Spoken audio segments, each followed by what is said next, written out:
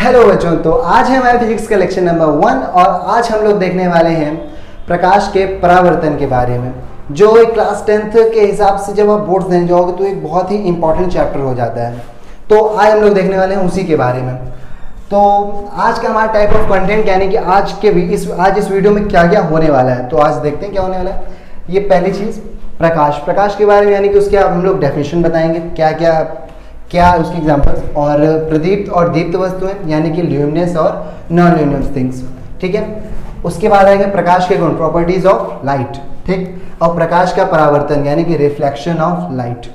And then fifth पे आएगा हमारा दर्पण, और उसके बाद हम लोग देखेंगे दर्पण से कोई भी प्रतिबिंब मतलब समझ रहे हैं, परछाई कैसे क्या बनती है और किस तरह से बन सकती है और किस पर, जैसे इस पे 2 पार्ट्स निकल आएंगे, वो सब आज हम लोग डिस्कस करेंगे, ठीक है। जो इस चैप्टर की पहली डेफिनेशन है यानी कि प्रकाश क्या होता है। प्रकाश होती है एक प्रकार की ऊर्जा, प्रकाश यानी कि लाइट। साथ में इंग्लिश के भी कुछ वर्ड्स को लेते हुए चलते हैं क्योंकि इंग्लिश भी बहुत इंपॉर्टेंट है, ठीक है। तो प्रकाश होती है एक प्रकार की ऊर्जा जो हमारी आँखों में दृष्टि संवेदना उत्पन्न करती है, उसे हम लोग प्रकाश कहते हैं। जैसे जब प्रकाश आएगा, जब कोई भी प्रकाश हमें आँखों में दृष्टि संवेदना उत्पन्न करेगा तभी हमें वो वस्तु दिखाई देगी, ठीक है। अब इस प्रकार से वस्तु भी तो 2 प्रकार की हो सकती है, सेम देखिए, जैसे ये है तो इस प्रकार से वस्तुएं भी बढ़ जाती हैं 2 भागों में ऐसे, ठीक है, जिसको हम लोग इंग्लिश में कहते हैं ल्यूमिनस, यानी कि अब हम लोग हिंदी में देखते मिले हैं, ठीक है, प्रदीप्त, और सेकेंड है अप्रदीप्त यानी कि ल्यूमिनस और नॉन ल्यूमिनस। तो प्रदीप्त वस्तुएं क्या है?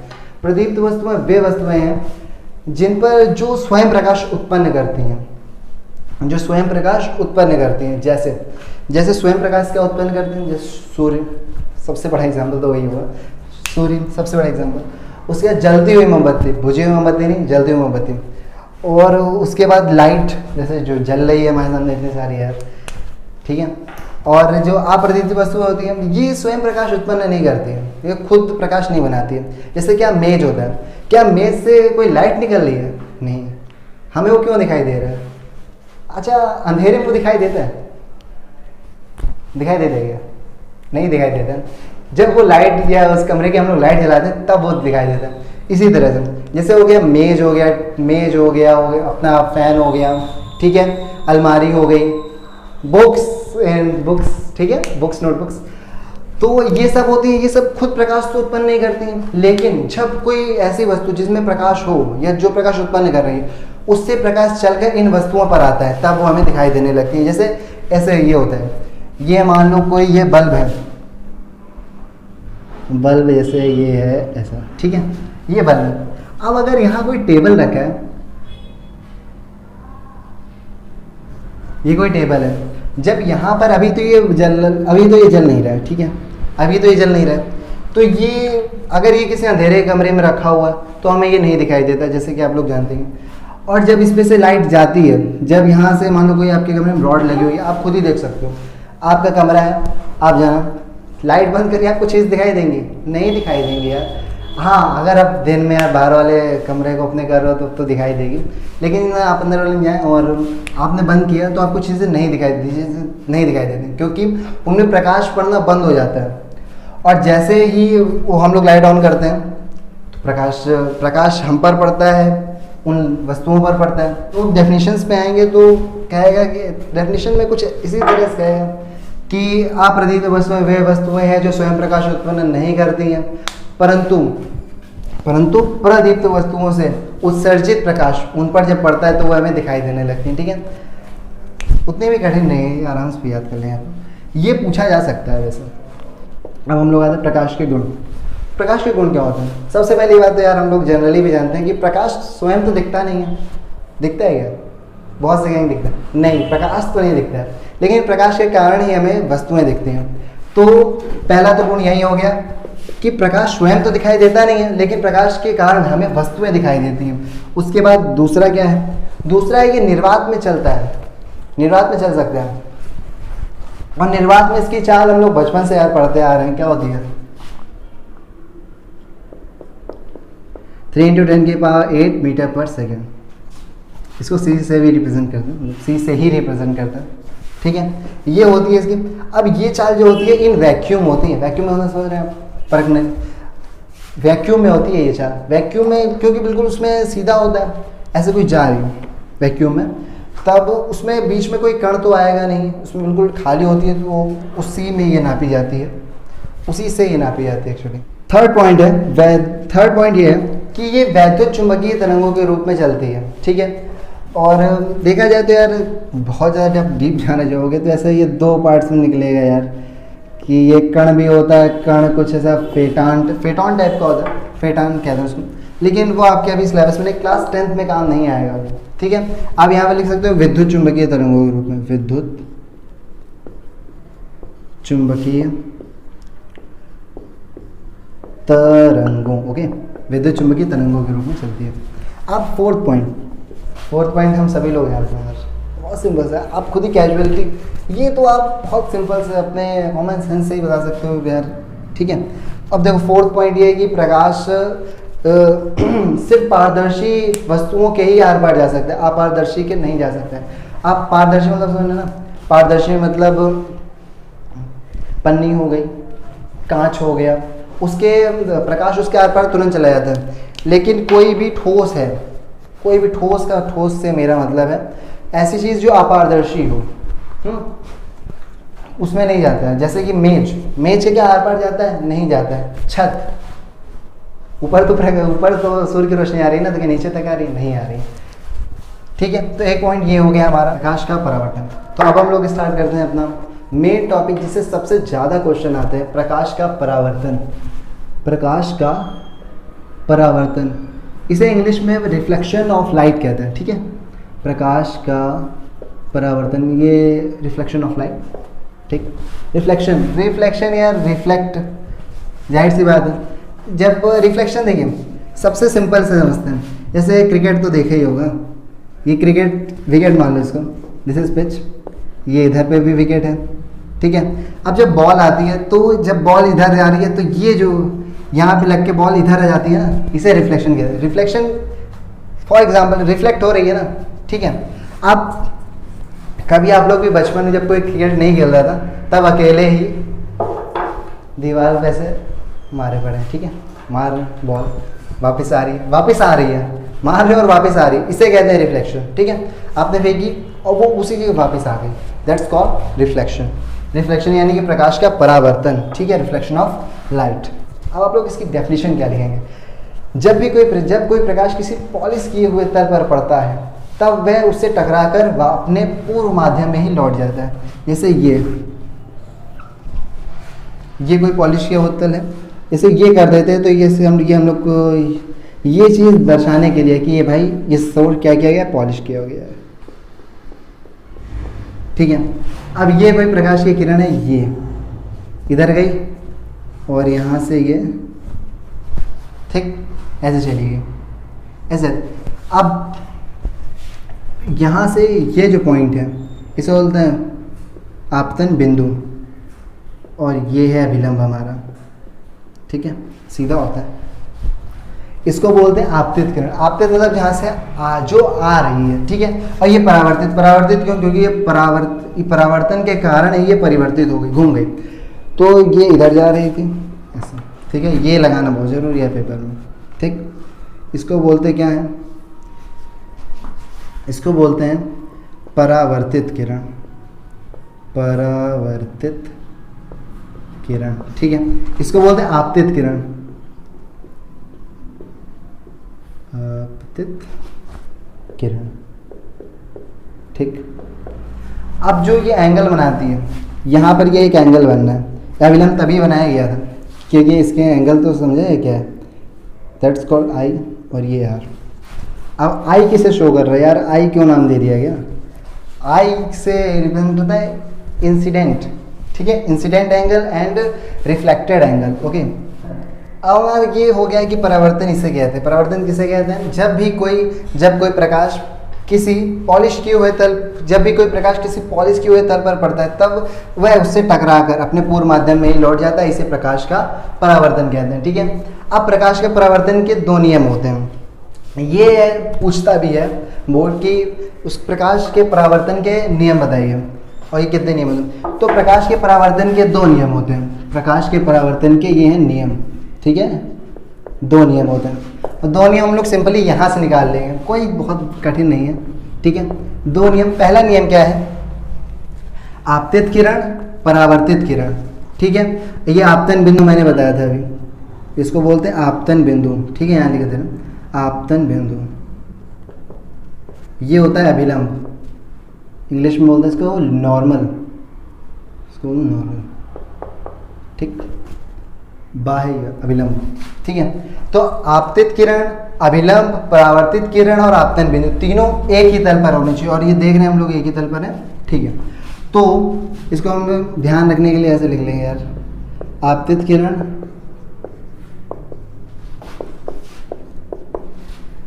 और कौन सी किरण होगी, परावर्तित, तो परावर्तित किरण, अभिलंब और आपतन बिंदु, आपतन बिंदु तीनों एक ही तल पर होने चाहिए, सभी ये जितने भी एक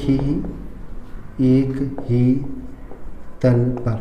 सेकेंड लो क्या, 2 ही नियम है इसके, ज़्यादा नहीं है। इसको लिखेंगे प्रथम नियम, ठीक है, प्रथम नियम जो आप वहाँ लिखेंगे अपने, ये अधिकतर बोर्ड में पूछा जाता है, और ये द्वितीय नियम, ठीक है। दूसरा क्या है, दूसरा जैसे मैंने यहाँ पर बताया था, ये आई क्या था, इंसिडेंट था, और ये आर क्या था, रिफ्लेक्टेड एंगल, ठीक है, यहाँ पर एंगल से है ये। अब ये दोनों होने चाहिए सेम, यानी कि बराबर, ठीक है, एंगल का साइन, यानी कि जो आपतन कोण है, इसको हिंदी में जैसे यहाँ तो आपतित किरण है क्योंकि ये इसकी बात हो रही है, जब इसकी बात होगी तो इसको बोलते हैं आपतन कोण, आपतन कोण, इंग्लिश में बताया था मैंने इंसिडेंट एंगल। ये क्या होता है, रिफ्लेक्टेड, यानी कि परावर्तित, क्योंकि ये परावर्तित हो रहा है तो ये उसी वहीं क्या होता है, उसी साइड का होता है, परावर्तित कोण, ठीक है। ये दोनों बराबर होते हैं, पहला नियम और दूसरा नियम। इसके बारे में ये हो गया, बस इतने लिख देंगे आपको नंबर मिल जाएंगे। नेक्स्ट है हमारा प्रतिबिंब। ये बोर्ड डायरेक्ट नहीं पूछता है, लेकिन आगे जो अभी हम जो आगे पढ़ाने वाले हैं उसको समझने के लिए प्रतिबिंब को समझना बहुत ज़रूरी है। तो प्रतिबिंब क्या होता है, प्रतिबिंब जैसे कोई प्रकाश किरण है, जब वो किसी एक बिंदु पर पड़ती, जब वो किसी एक बिंदु से चलकर, ठीक है, कोई प्रकाश किरण जब किसी एक बिंदु से चलकर परावर्तन तथा अपवर्तन के पश्चात दूसरे बिंदु पर जाती है या जाती हुई प्रतीत होती है, प्रतीत भी हो, तब भी उसे पहले बिंदु का क्या कहेंगे, प्रतिबिंब कहेंगे, ठीक है। इसमें बहुत सिंपल था, इतना ही है, ठीक। अब इसके बाद हम लोग पढ़ेंगे जो मेन चीज़ है, जो इस चैप्टर में पूरा, जिसमें अधिकतर क्वेश्चन लेकर आती है हमारे लिए, जो अधिकतर नंबर ला सकते हैं, ठीक है, जिसमें दर्पण यानी कि मिरर, इंग्लिश क्या बोलते हैं, मिरर, ठीक। दर्पण क्या होता है, दर्पण वो होते हैं जिनका एक साइड कलई किया गया हो, कलई मतलब पेंट किया गया हो, ठीक है। ये साधारणतः 3 प्रकार के होते हैं, ठीक। कितने प्रकार के होते हैं ये 3 प्रकार के होते हैं, यानी कि समतल दर्पण, ठीक, उत्तल दर्पण, इसके बाद आ जाएगा उत्तल दर्पण,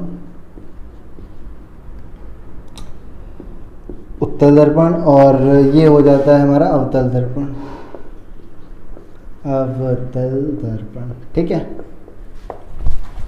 इनको इंग्लिश में भी नाम जान लेते हैं, प्लेन है, ये होते हैं प्लेन मिरर्स, ठीक। ये होते हैं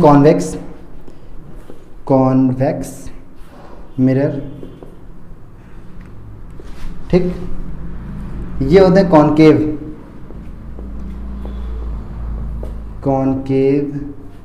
मिरर, ठीक।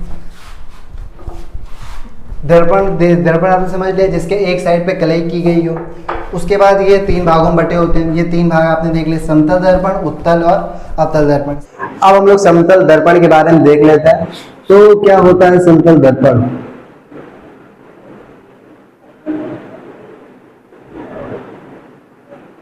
समतल दर्पण एक कुछ इस तरह से बिल्कुल सीधा होता है, जिसकी एक तरफ की ओर कलई की जाती है, ठीक है, और जिसकी एक तरफ कलई करके दूसरी तरफ को पार्श्व परावर्तित बना देते हैं, ठीक। इसके जो मेन तौर पे जो आता है क्वेश्चन, अधिकतर गुण पे आता है, जैसे कि हम लोगों ने देख लिया कि ये बिल्कुल सीधे होते हैं और एक तरफ की ओर इनके कलई की जाती है, ठीक। और इसके जो गुण है, मतलब जो विशेषताएं हैं,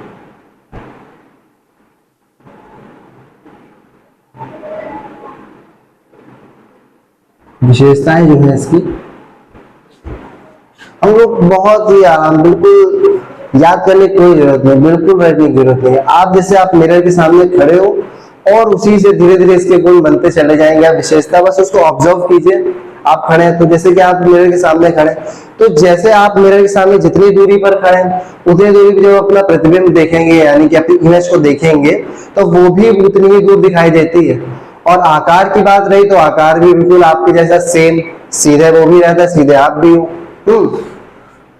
बस एक छोटी सी चेंज क्या होता है उसमें, चेंज ये होता है कि जो आपका दायां हाथ होता है वो बायां हाथ हो जाता है। जैसे कि आप अपने हाथ में कुछ भी लो, जैसे मैं ये मार्कर लूं और मैं मिरर के सामने जाऊं, तो ऐसा देखिएगा कि जो मार्कर है वो मिरर वाले यानी कि प्रतिबिंब के बाएं हाथ में है, ठीक है। तो इसकी विशेषता में क्या हो जाएगा कि जो प्रतिबिंब होता है, प्रतिबिंब आभासी व सीधा, और आकार की बात रही है तो वस्तु के आकार जैसा, प्रतिबिंब का आकार, आकार वस्तु के आकार जैसा,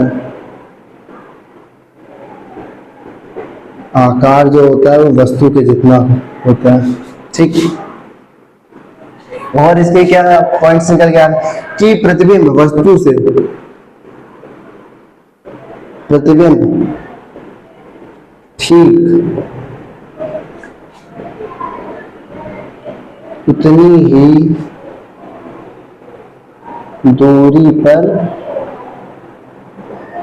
बनता है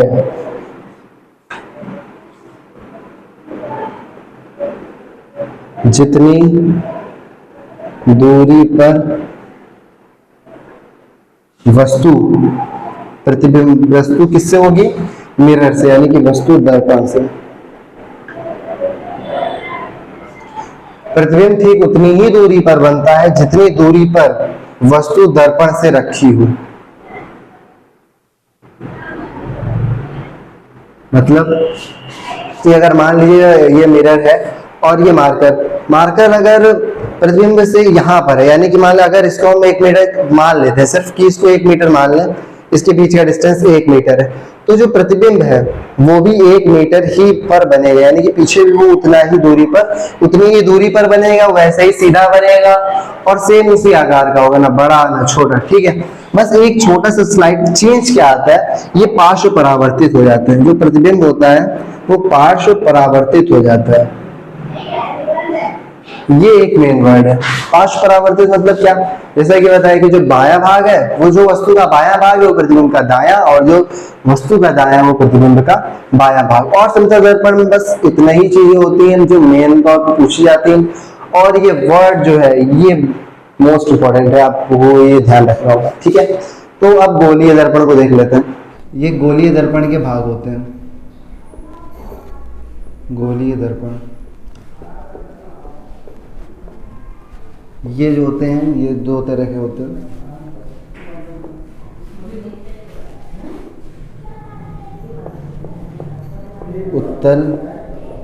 उत्तल दर्पण और अवतल दर्पण।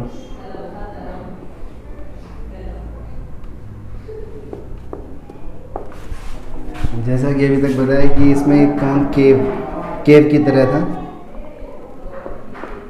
कॉनकेव मिरर है, और ये था कॉन्वेक्स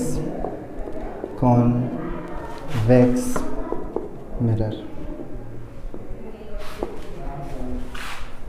ये कुछ ऐसा होता है। इसके परावर्तक तल इधर होता है और कलई इसके पीछे होती है। मतलब इसमें कौन केव मतलब गुफा, ठीक है। इससे ध्यान रखना है इसको कि ये इसका मुंह इधर की ओर होता है और कलई जो होती है वो पीछे की ओर होती है, ठीक है। और कॉन्वेक्स, अब वो उधर है तो इसको वैसे कर दिया आप, इसके अंदर की ओर कलई कर दिया, ये ऐसा, ठीक है, ऐसे होता है। अब इसमें कुछ पॉइंट्स आते हैं, जैसे दर्पण का ध्रुव, इसमें बहुत सारे पॉइंट्स हैं। ध्रुव हो गया, द्वारक हो गया, हाँ, और त्रिज्या हो गई, जिसकी डेफिनेशन सीधा क्वेश्चन पूछता है कि वक्रता त्रिज्या किसे कहते हैं। तो अब उस पर बात करते हैं कि कैसे होती है और ये किस जगह पे होती है, ठीक है। तो अब उसकी पोजीशंस देखते हैं जो डेफिनेशंस हैं। अगर कई पेपर में ऐसे पूछे कि वक्रता त्रिज्या किसे कहते हैं तो आप उसका डायग्राम भी बना के दिखा दे तो और ज़्यादा इंप्रेशन अच्छा पड़ता है। तो देखते हैं उसकी पोजीशंस। ये दर्पण का द्वारक होता है, ये M1 जिसे M1 और M2 से रिप्रेजेंट करते हैं, ये देखिए दर्पण का द्वारक। और ये कलई की ओर, कलई मतलब पेंट, जिस ओर पेंट करते हैं, ठीक है। इसके ये जानते हैं आप उत्तल दर्पण, इसके इस ओर कलई किया जाता है यानी कि दबे हुए तल पर, और इसके उभरे हुए तल पर। और ये इनके सेंटर, ये जो इसका सेंटर है इसे दर्पण का ध्रुव कहते हैं, जिसे P से लिखते हैं। ये P है, कैपिटल P, इसे P से रिप्रेजेंट करते हैं। और जो सबसे जो इम्पोर्टेंट है जो आती है बताया अब तक कि ये जो रेडियस है, ये दर्पण के ध्रुव और ये वक्रता केंद्र, इनके बीच की दूरी होती है। इसे R से डिनोट करते हैं। किसी भी प्रकार की त्रिज्या हो अधिकतर R से ही लिखते हैं, तो इसे R से डिनोट करते हैं। और जो वक्रता केंद्र है इसे C से लिखते हैं, ठीक है, ये C से लिखते हैं। वक्रता केंद्र एक्चुअली उस गोले का केंद्र होता है जिसको काट करके दर्पण बनाए गए होते हैं। जैसे मान लीजिए ये कोई गोला है, ठीक है। अब इसके मान लो अगर बाहर कलई कर दी जाए, ऐसे बाहर पेंट कर दिया जाए, इसके कर दिया। पेंट को रिप्रेजेंट करने का तरीका ये सूरज नहीं है, ठीक है, पेंट कर दिया। अब मान लो इसकी कोई ना कोई सेंटर तो होगा ही, इसका है ये सेंटर। अब जो इसका सेंटर है इसे C से लिख रहे हैं यहाँ पर, और बस ये आप सोच लीजिए ये है, ठीक, समझ चुके हैं।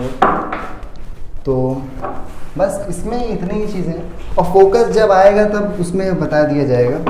जब अभी न्यूमेरिकल्स कराएंगे तो फोकस के बारे में बताते हैं कि वो कहाँ होता है। और ये चीज़ जो मुख्य अक्ष है ये सीधा P से मिलाती हुई C को मिलाती हुई रेखा होती है, P को C से मिलाने वाली रेखा, ठीक है। इसे मुख्य अक्ष कहते हैं। इंग्लिश में होता है प्रिंसिपल एक्सिस, ठीक है। ये हो गया radius of curvature, centre of curvature, ठीक। तो अब बात करते हैं रिलेशन, या फिर अब फॉर्मेशन देख लेते हैं। Formation of images bye concave, क्योंकि जो मिरर होता है, जो हमारा दर्पण है यानी कि मिरर, इसमें जो इमेजेस बनेंगी वो दोनों पे बनेगी। पहली बात तो अवतल पे भी बन रही है और उत्तल पे भी बन रही है। तो हम लोग पहले अवतल वाले देख लेते हैं कि कैसे कैसे बनती है। अवतल दर्पण में जब प्रतिबिंब बनता है तब कई सारी कंडीशंस बनती हैं, और उससे सीधे क्वेश्चंस आते हैं कि जैसे पूछ लेगा आपसे कि वस्तु अनंत पर रखी हो। किस तरह से पूछेगा, कहेगा वस्तु अगर अनंत पर रखी हो तो उसका प्रतिबिंब कैसा और किस जगह पर बनेगा, या फिर सीधा कहेगा स्थिति बताओ उसकी। स्थिति का मतलब आपको क्या, जब कहेगा स्थिति बताओ, जब उसमें क्वेश्चन में कह दिया कि प्रतिबिंब की स्थिति बताओ, तो स्थिति का मतलब हो गया कि आकार बता दो उसका। आकार मतलब समझ रहे ना, कि आकार का मतलब ये हुआ कि वो वस्तु से छोटा है, बड़ा है, या वस्तु के बराबर है, ठीक है। या तो ये बता, और उसके बाद दूसरा बताना है आपको कि वास्तविक है या आभासी है, वास्तविक या आभासी, ठीक। एक ये पॉइंट हो गया।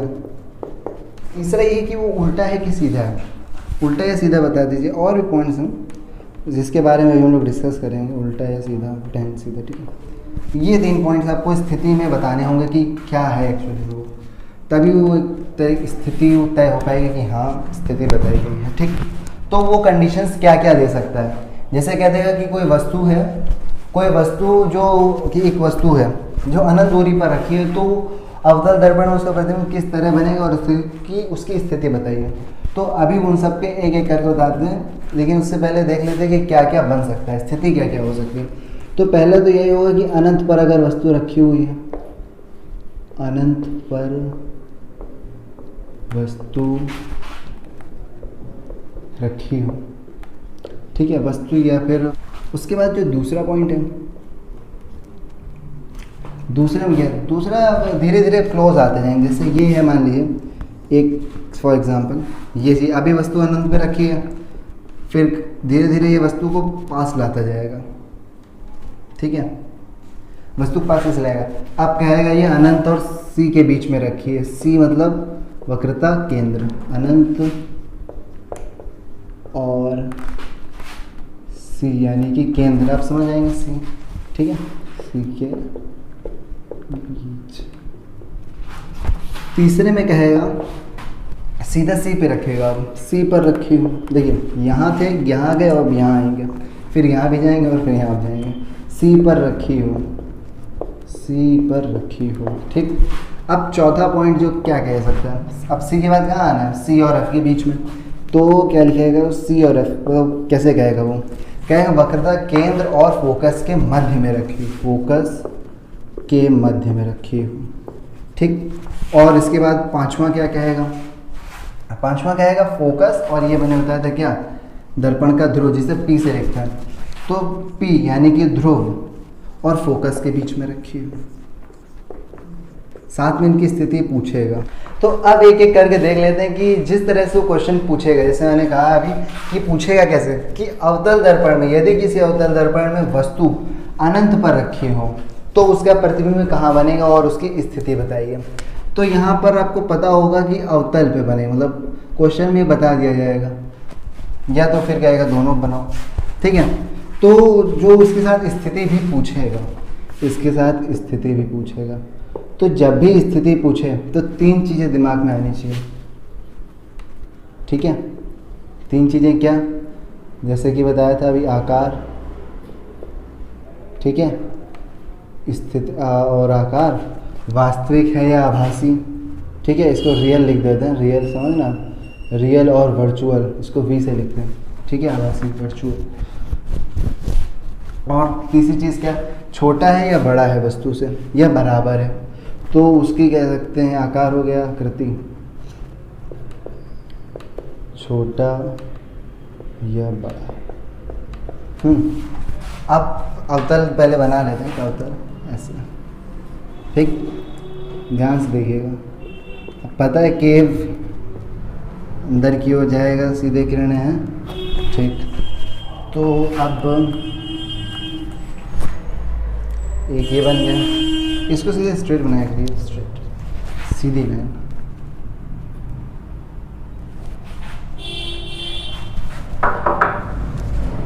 अब वस्तु कोई मान लीजिए यहाँ पर रखी हुई अनंत पर, ये लाइन तो यहाँ तक नहीं जाएगी, ठीक है, वस्तु कोई अनंत पर रखी हुई है। अब यहाँ पर ये इसका सी हो, ये एफ है फोकस, ठीक है, और ये हो गया इसका सी यानी कि वक्रता केंद्र। तो ये अनंत से अगर जा रही है तो ये कुछ ऐसे ऐसे, ठीक है, और ये वापस लौट जाएगी, आई, और ये वापस यहाँ से लौट गई, ठीक है, क्योंकि टकरा जाएगी तो ज़्यादा धुंधला हो जाएगा, फिर तो में जाए, ये ऐसे गई, इधर से आ रही है मतलब, और ऐसे जाएगी, ठीक, और ऐसे बनाएगी, सीधा बनेगा कहाँ पर, इधर पर। और कैसा बनेगा, ये वस्तु देखिए इसका ये, और ये बनेगी ऐसे, ठीक है।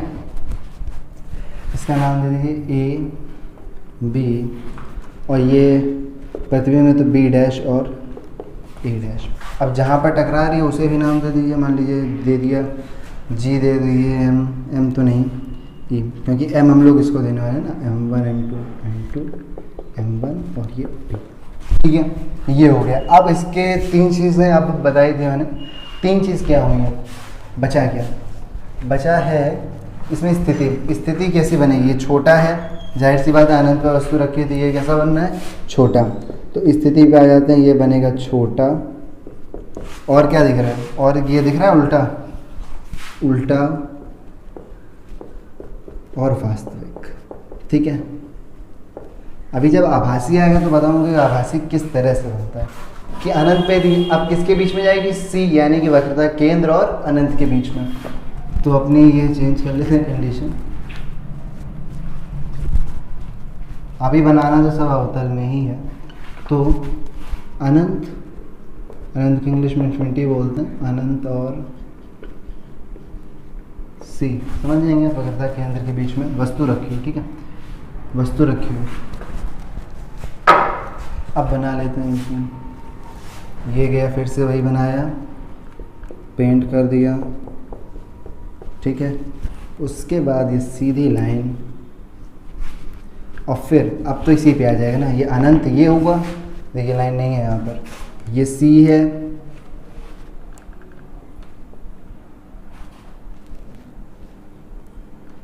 ठीक है। इसके बीच में कोई वस्तु रखी हुई है, मान लीजिए ऐसे, ये है कोई वस्तु रखी हुई है, ठीक है। तो ये पहले तो ऐसे जाएगी, ठीक है, यहाँ से ये निकल जाए, किससे, सी से, ये निकल जाएगी, ये एफ से निकल गई और ये निकलेगी सी से, ठीक है। ये तो वापस लौट जाएगी, नहीं तो ये फिर दोबारा इधर से टकरा जाएगी, तो इसको वापस इधर की ओर भेजना होता है, और ये ऐसे, ठीक। अब यहाँ पर ये कैसा बनेगा, ये बनेगा उल्टा, बनेगा कैसा, उल्टा। अब नाम पता ही है, पहले वाले में जैसे थे वैसे इसमें भी हैं, बी डैश ए डैश, ठीक है। बाकी की आप नेमिंग कर लीजिए, इसको पी लिखेंगे आप, इसको M1 M2, ठीक है, अच्छे हिसाब से। वस्तु रखी हुई है सी, यानी कि वक्रता केंद्र और F के बीच में, ठीक है। जब इनके बीच में रखी होगी तब कैसा बनेगा, अवतल दर्पण में पहले ही वो कह देगा कि अवतल दर्पण में ही बनाइए, ऐसे बनाया आपने अवतल दर्पण, ठीक है, बना लिया। इसके बाद यहाँ से ये मुख्य अक्ष जैसे बताया था अभी, इधर ये सी,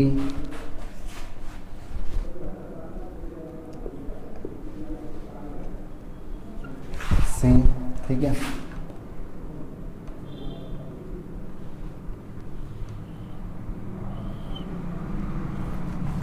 ठीक है, यहाँ से कोई वस्तु चली गई, अब ऐसे सीधा जाके ये यहाँ बना देगी, ठीक। उल्टी बनाएगी क्योंकि ये इधर की ओर है। इसके नाम पे आपको बहुत फोकस करना है, क्योंकि नाम सही ही होना चाहिए। कि अगर ए बी इधर लिखा हुआ है तो उसका उल्टा क्या हो जाएगा, बी डैश और ए डैश, ठीक है। इसको आप सभी यहाँ पे नेमिंग करनी ज़रूरी है, ठीक है। पी दर्पण का ध्रुव। यार अब हम लोग बात करते हैं, वहाँ फोर्थ पॉइंट है जिसमें ये कहेगा कि ये फोकस पर ही रखी हो, अगर वस्तु कहेगा कि फोकस पर रखी हो तो अवतल दर्पण में किस तरह का बनेगा। फोर्थ पॉइंट हमारा, जब वस्तु फोकस पर रखी हो, ठीक, फोकस पर रखी हो, बनाया हम लोगों ने, कौन किया, ठीक।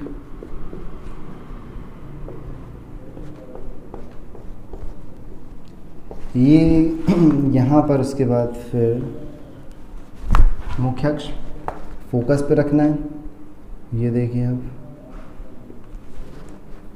सी, ठीक, फोकस। अब यहाँ पर क्या होगा, जो ये है यहाँ से सीधा ये फोकस पे निकल जाएगा, कुछ ऐसे, ठीक। और ये जो है ये पहले यहाँ जाएगा, यानी कि कुछ ऐसे, और फिर ये यहाँ से टकरा कर ऐसे हो जाएगा, ऐसे हो क्या जाएगा, फिर पूरी अपनी ये लाइन ऐसे जाएगा, और ये बनाएगा जाके अनंत पर। जब इसकी स्थिति लिखेंगे तब ये लिखना पड़ेगा कि ये वस्तु से बहुत बड़ा, ठीक है, बड़ा, और आकार में आकार होता है कि वस्तु से बहुत बड़ा, और इस स्थिति में क्या होगा कि ये अनंत पर जाकर बनेगा। ठीक, अब इसके बाद हमारा क्या है, अभी ऐसे ऐसे जा रहे थे तो अब यहाँ पर वस्तु रखी जाएगी।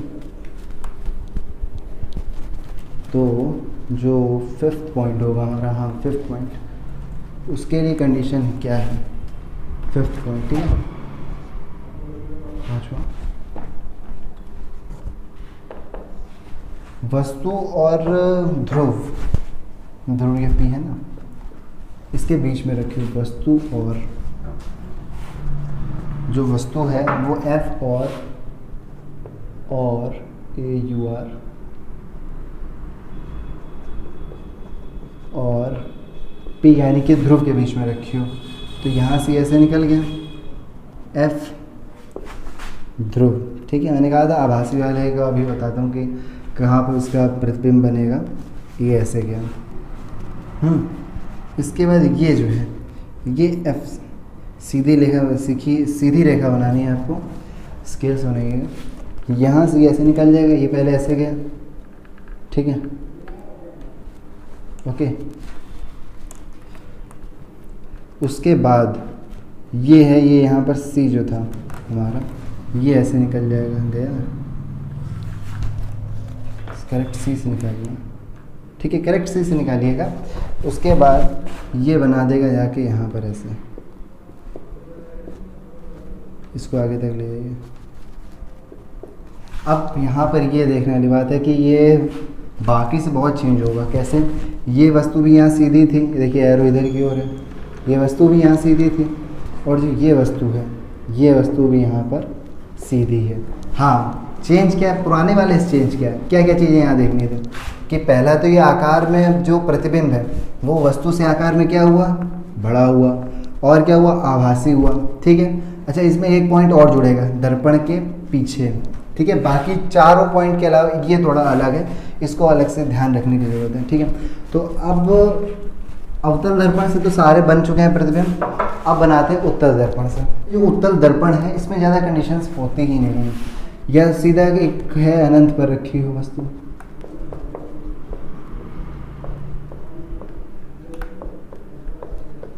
अनंत पर रखी हो।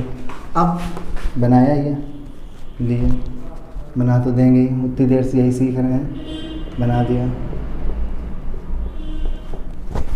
अब क्या करना भैया, अब बेटा ऐसे ले आना, फिर अभी बात क्या थी, अनंत पर रखे हो। अब यहाँ पर ऐसे बनेगा, ये लाइंस ऐसे जा रही हैं, मतलब ऐसा करना है कि ऐसे ये अनंत से जा रही हो, ऐसे ये अनंत से जा रही है। तीली बनाई, ज़्यादा बनाने का कोई फ़ायदा नहीं है। फिर ये ऐसे सीधी स्केल्स बनाइए, सीधी बनेगी। फिर जब कभी भी ये हम लोग वो पार करा के ले जाएंगे, यानी कि दर्पण से पार ले आएंगे, तब रेखाओं को इस तरह से बनाना है, ठीक है, डॉट डॉट करके।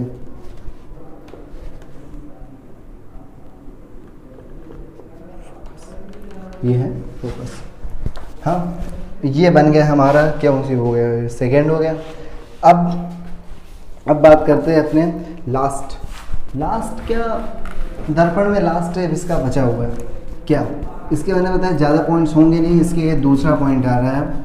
दूसरा पॉइंट क्या होगा, बताया था कि जैसे कि अनंत था, हम लोग इस तरफ की ओर बढ़ रहे थे। पुराने में भी यही था, पहले अनंत पे रखी, फिर C यानी वक्रता केंद्र और अनंत के बीच में रखी, फिर हम लोग सीधा C पे रख गए, फिर उसके बीच में, तब फिर ऐसे ही यहाँ पर भी होगा, लेकिन उतने पॉइंट्स नहीं निकलेंगे। तो ये सेकेंड पॉइंट है इसका।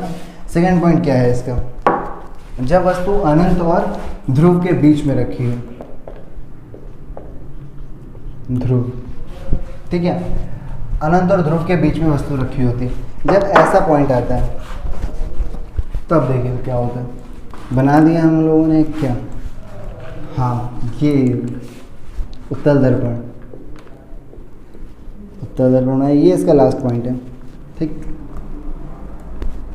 ये बना दिया अपना मुख्य अक्ष, ठीक, सीधी लाइन पे,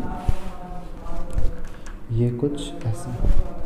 अब वस्तु में बताया ये क्या था, ये इसका ध्रुव, अनंत ये है, ये पूरा हिस्सा अनंत है। अब वस्तु इन दोनों के बीच में रखी है, मान लो ये कोई वस्तु रखी हुई है, ठीक, अब वस्तु कैसे बनाएगी, पहले तो यहाँ पर सीधा ले जाएगी, यहाँ से रिफ्लेक्ट हो जाएगी किधर की ओर, इधर की ओर। रिफ्लेक्ट मतलब परावर्तित हो जाएगी, इंग्लिश में बोलते हैं उसको रिफ्लेक्ट हो गई। अब यहाँ से हम लोग बनाएंगे एक आभासी। आभासी कैसे बनेगी, ये गया ऐसे, जिस तरह से ये मुड़ी हुई है इसको मोड़ने पे ध्यान देना है, जहाँ से मुड़ी हुई है वहीं से उसी दिशा में बनेगी रेखा। मान लो ये ऐसे गई सीधी, तो यहाँ से ये ऐसे F, ठीक है। ये सीधी चली जाएगी किस पर, C पर। अब ये जो बनना है, ये एरिया अपना, ये वाला, ये जो है, इतना आप डार्क नहीं करेंगे, मैं समझाने के लिए कह रहा हूँ। ये सीधी है, ये भी सीधा ही बनेगा, आभासी बनेगा, सीधा और आभासी बोलेंगे तो सीधा और आभासी है। ए बी नाम दे देते हैं इसको, A B, A dash, B dash, ठीक है। तो क्या है, वस्तु से छोटा, आभासी, दर्पण के पीछे और फोकस और ध्रुव के बीच में बना हुआ है जाके, ठीक। तो ये चारों हो गए, ये पूरा प्रतिबिंब का बनना हो गया, यानी कि formation of images bye mirrors. दोनों मिरर्स के बता दिया कि किस तरह से बन सकते हैं। उसके 5 पॉइंट थे और इसके 2 पॉइंट्स, R = 2F। ये रेडियस है, समझ रहे हैं आप। तो अब इसको बोलेंगे किसी छोटे द्वारक के लिए, रिलेशन किसके बीच में, त्रिज्या, वक्रता त्रिज्या और फोकस के बीच में। वक्रता त्रिज्या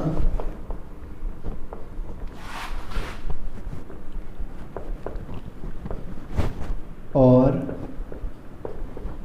फोकस, ठीक है। फोकस के बीच में क्या संबंध होता है, ऐसे पूछेगा, बीच में संबंध,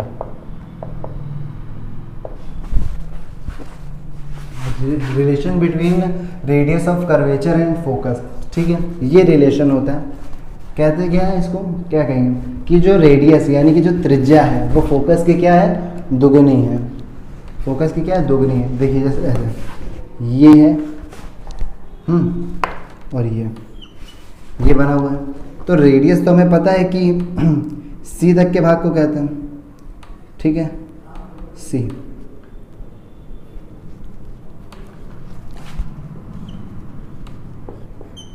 अब आधी होती है, यानी कि जो ये जो पार्ट है ये 2 इक्वल भागों में बांट देगी फोकस। तो इसको ऐसे कह सकते हैं कि जो रेडियस है वो दुगने ही किसके, फोकस के दुगना पर है, यानी कि जितना ये होगा उतना ही ये होगा। मान लीजिए अगर ये 1 मीटर है तो इसको भी आप 1 मीटर ही लेके चलेंगे। पेपर में पूछेगा तो आपको लिखना किसी छोटे द्वारक के लिए उसकी गोलीय दर्पण की वक्रता त्रिज्या उसके फोकस दूरी की दुगनी होती है। उसके बाद ये लिख दीजिएगा आपका, ओके। और जो इसके डेरिवेशंस हैं उसके लिए एक अलग वीडियो बनेगा, सभी के डेरिवेशंस पे, अभी वो दर्पण के सूत्र पे भी आते हैं। तो अब इसके उपयोगों को देख लेते हैं कि क्या क्या इसके उपयोग होते हैं, और इससे जो क्वेश्चंस आते हैं वो सीधे आते हैं। बहुत ज़्यादा ये लॉन्ग में पूछेगा नहीं आपसे, हाँ, लेकिन शॉर्ट में आ सकता है। शॉर्ट में भी आएगा तब भी कहेगा कि अवतल दर्पण और उत्तल दर्पण दोनों के बताइए उपयोग, और वेरी शॉर्ट में तो ऐसे कह देगा 2 नंबर जो होता है, कहेगा कि अवतल दर्पण के उपयोग बताइए या उत्तल दर्पण के उपयोग बताइए, ठीक है। तो आइए स्टार्ट करते हैं, आइए पढ़ते हैं।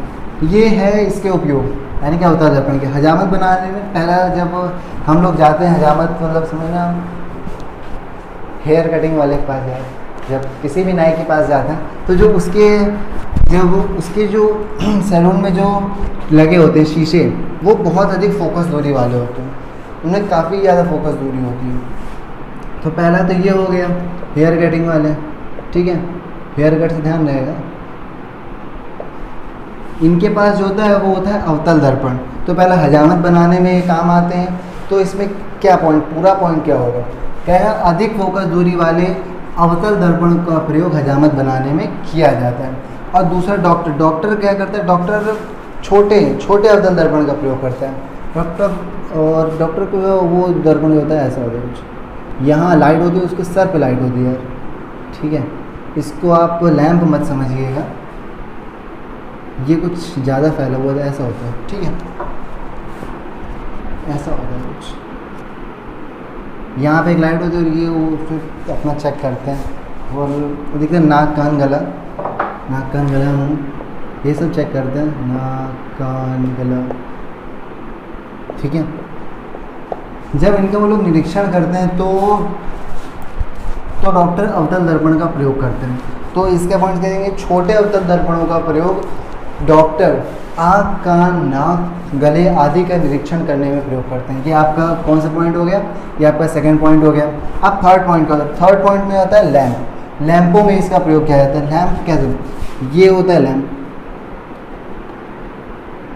ठीक है, ऐसा बने होते हैं उसमें लाइट,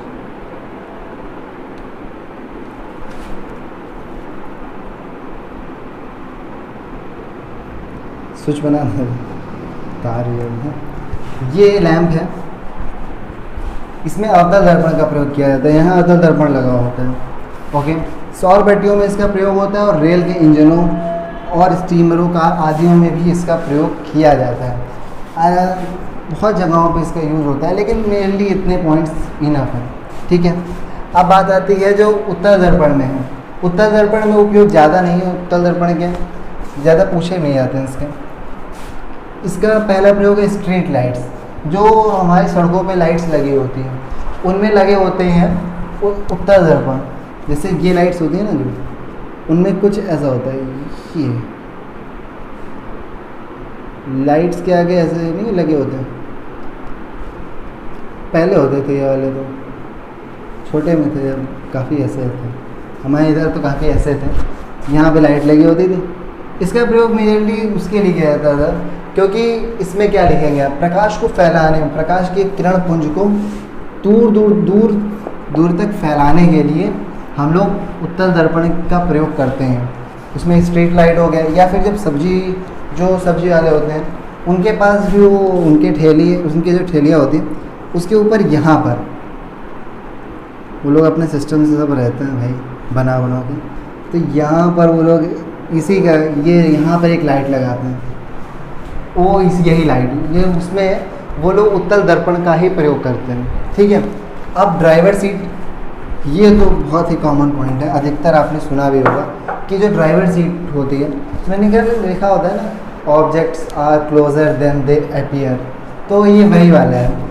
ड्राइवर सीट के पास लगा होता है ये शीशे, जो ये होता है ना ड्राइवर सीट के जो पास में शीशा लगा होता है उसमें यही यूज़ होते हैं, यानी कि उत्तल दर्पण भी लगे होते हैं। इसमें क्या होता है, ये बहुत बड़े दृष्टि क्षेत्र में जो पीछे का बहुत बड़ा एरिया होता है, मान लीजिए कोई कार है, इसके पीछे जितने ये एरिया होता है इनको ये समेट लेता है और एक छोटी सी जगह पे आकर समेट देता है ताकि हमें पता चल जाए कि भाई पीछे क्या आ रहा है। तो ये होगा कि ड्राइवर सीट के पास भी लगा होता है क्या, उत्तल दर्पण लगा होता है, ठीक है। ये 2 पॉइंट्स इसके हो गए, ये पॉइंट्स इसके हो गए, लेकिन कई बार हम लोग भूल जाते हैं कि क्या होगा, मतलब कि इसके पॉइंट्स क्या थे और इसके पॉइंट्स क्या थे। कभी कभी हम लोग कहते हैं उत्तल दर्पण में हजामत होता है, ऐसा नहीं होता, भूल जाते ना हम। तो इसके लिए एक छोटा सा ट्रिक कह सकते हैं, यहाँ पर इन्हीं का पहले वर्ड्स उठाइए आप, पहले वर्ड्स लैम्प, डॉक्टर, ठीक है, हजामत में, ठीक है। कैसे लिखेंगे आप, डॉक्टर हंस ले रे, ठीक है, रा है ये। इसको आप अलग अलग लिखेंगे तो ज़्यादा समझ में भी आएगा। हंस ले रे, हंस ले रे, हंस ले रे, ठीक है। यहाँ पर मतलब डॉक्टर से क्या होगा, डॉक्टर वाली लाइन, डॉक्टर वाले में क्या था कि वो लोग छोटे अवतल दर्पणों का प्रयोग करते थे, तो ये डॉक्टर वाली लाइन हो गई एक लाइन। हजामत बनाने में दूसरी लाइन, सा से क्या याद आ रहा है, सा से सौर भट्टियाँ, ठीक है। उसके बाद ले रे, इसमें क्या है, लैम्प रेल के इंजन बनाने में, ठीक है। तो ये आपकी कितनी लाइन कवर करेगा, 1 2 3 4 5 किसी ना क्या, ठीक है, कितनी होगी। अब इसमें एक छोटा सा एक क्वेश्चन कभी भी आ जाता है MCQs में, बहुविकल्पी क्वेश्चंस में कहेगा कि अपसारी और अभिसारी, तो ये वाले जो होते हैं ये होते हैं अपसारी, और ये होते हैं अभिसारी। ठीक है। आप देखिए इसको ध्यान कैसे रखेंगे, क्योंकि भूल जाएंगे यार, अभी पढ़ा है भूल जाएंगे।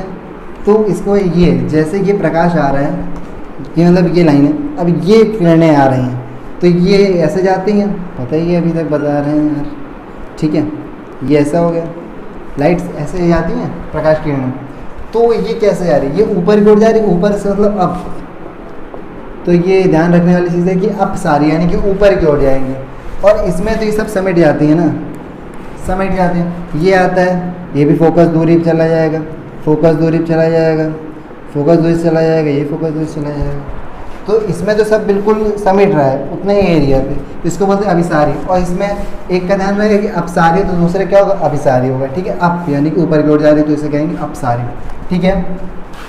कई सारी चीज़ें क्लियर हो चुकी हैं। और कभी कभी ये सब पूछ लेता है कि बहुत रेयरली केसेस में कि आप किसी लेंस को, या मतलब लेंस कह रहे हैं, किसी दर्पण को आप कैसे पहचानेंगे, कि इस दर्पण को आप कैसे पहचानेंगे। तो आप वहाँ पर 2 पॉइंट्स बहुत मेजर हैं। या तो आप उसे स्पर्श करके पहचान सकते हैं, या तो उसके जो प्रतिबिंब बन रहे हैं वो बताया जाए, कंडीशन दी जाएगी कि अगर अनंत पर कोई वस्तु बन नहीं है, अगर कोई वस्तु अनंत पर बन नहीं है तो उसका तो बताते हैं, पूरी कंडीशन समझाते हैं उसमें कैसे क्या पूछ क्या सकता है। अगर वो कहे कि कोई दर्पण है जिस पे वस्तु अनंत पर रखी हुई है, वस्तु अनंत पर रखी हुई है, और जो उसका प्रतिबिंब है वो छोटा, वस्तु से छोटा, वास्तविक और उल्टा बनना है, फोकस दूरी बनना है, तो आप समझ जाएंगे कि भाई ये वाली कंडीशन है। और ये सबसे पहली कंडीशन थी किसकी, अवतल दर्पण वाली। अभी वीडियो आप थोड़ा सा पीछे करके देखिएगा तो उसमें जो फर्स्ट कंडीशन है सेम यही कंडीशन है। तो आप बता दें कौन सा दर्पण है, वो अवतल दर्पण है, ठीक है। तो अब इसकी एक छोटी सी चीज़ है, दर्पण का सूत्र, दर्पण का सूत्र, ठीक है। तो ये क्या होता है, ये होता है 1/f equals to 1/v plus 1/u, ठीक है। जहाँ पर u यानी कि वस्तु, दोनों में लास्ट वर्ड u, वस्तु, ऐसा ध्यान रखने के लिए है। ये हो गया वस्तु, ठीक है। ये जो होता है ये होता है प्रतिबिंब, होता है क्या अंदर, ये प्रतिबिंब की दूरी, ये हो गया फोकस दूरी, फोकस दूरी, फोकस दूरी, प्रतिबिंब की दूरी, और ये वस्तु की दूरी, ये हो गया हमारा वस्तु की दूरी। ये हो गया पूरा सूत्र है हमारा। ये अधिकतर किसके लिए है भाई, ये दर्पण के लिए है, ठीक है। लेंस के लिए भी सेम होता है, उसमें माइनस होता है इधर, लेकिन उसकी बात अभी नहीं करेंगे, उसके लिए अलग वीडियो आएगा। तो इसमें ध्यान रखना है 1/f equal to 1/v plus 1/u, ये हो गया इसका फॉर्मूला। अब आ जाते हैं, इसका एक और फॉर्मूला आता है इस चैप्टर में, जो इसके डेरिवेशंस हैं, उसका वीडियो आपको मिल जाएगा, उसका लिंक डिस्क्रिप्शन में है, आप जाके देख सकते हैं उसको। आवर्धन, इसको बोलते हैं इंग्लिश में मैग्निफिकेंस, ठीक है। मैग्निफिकेशन होता है एक्चुअली, मैग्निफिकेंस क्या है, मैग्निफिकेशन,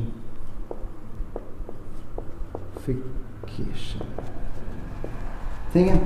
इंग्लिश में मैग्निफिकेशन होता है, इसको m से रिप्रेजेंट करते हैं,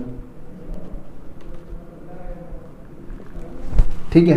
ये I upon O equals to minus minus के v अपॉन, ठीक है। v हमने बताया था क्या था, v क्या था, प्रतिबिंब की दूरी था, u यानी कि वस्तु की दूरी है ये, ठीक है। तो ये प्रतिबिंब की दूरी, ये वस्तु की दूरी, और ये जो ये होता है I, ये तो बता ही दिया था, लिख देंगे, लिख देते हैं, चलिए फिर से लिख देते हैं, प्रतिबिंब की दूरी